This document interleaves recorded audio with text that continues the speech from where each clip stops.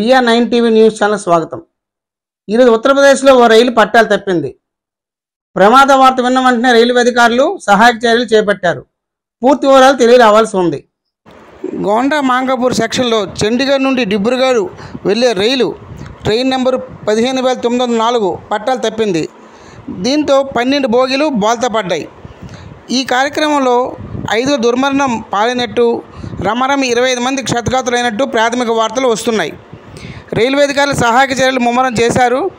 Railway ట్రాక్ను పునరుద్ధరణ కార్యక్రమంలో అధికారులు నిమగ్నమయ్యారు. పూర్తి వివరాలు తెలియవలసి ఉంది.